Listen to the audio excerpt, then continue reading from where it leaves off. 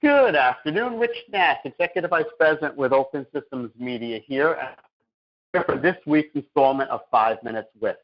This week, I'll be speaking to John Stark, who is the CEO of Paratech. Good morning, or I think it's evening for you. John, how are you? I'm great, Rich. How are you? Very good, thank you. So people may not know, but Paratech is one of the leaders in HMI sensing solutions. So let's talk about these solutions, and let's talk about the industry in general to start. Are we pretty close to the wall as far as what these technologies can provide? And I mean, is there still evolution that can take place with HMI sensing? So I think when we talk about HMI sensing and where we've gone, we've kind of entered this digital world where, with touchscreens as the best example, we've been able to provide a user interface, a moldable one, extensible, but really digital. And what kind of has been a limitation with that is we as human beings are analog creatures, and so that connection, there's been a fair bit of guessing, and I think that we're at the point with HMI where we need some of that analog interaction back with the human beings to take HMI further. Okay, can you just explain what you mean by that, about the analog interaction? What exactly do you mean by that? Sure. So what I mean is when you grab something and you press on something, you're feeling that in a very gradual, natural way. And with the digital world, you're taking something and abstracting that into something that a computer can understand.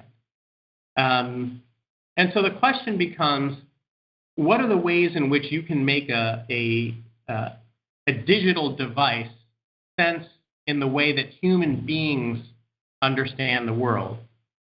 And so analog is really akin to the way we as human beings understand the world, and digital is the very exact way and precise way in which computers and devices understand the world. Okay, that makes sense. So we spend a lot of time talking about the Internet of Things, and I would think, from your perspective, the Internet of Things is just opens up a ridiculous amount of potential opportunities. Is that a fair characterization?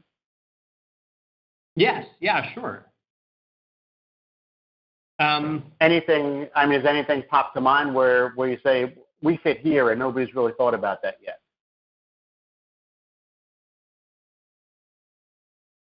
Sorry, you broke up a little bit. Can you start back with that question? And sure, absolutely. I apologize. That's okay. Are there things that you guys are working on that the design community has said, hey, I never really thought that would be a good place for this type of solution, and with respect to the Internet of Things? So, as human beings, we've lost the sense of when we grab something and grip something and getting a direct response from it. I think when we talk to people who still miss their buttons from old devices, that's something that's pretty important to people. But we think that for IoT, that may be a step back. And so what we want to do is take this idea of tactile sensing, the way we grab something, we twist it, we turn it, we squeeze it, and bring those simple, gross interactions into how we work with devices. It gives a whole new language about how we can interact with new devices. Okay. The first thing that brings to mind for me was what they did with the BMWs, where they had the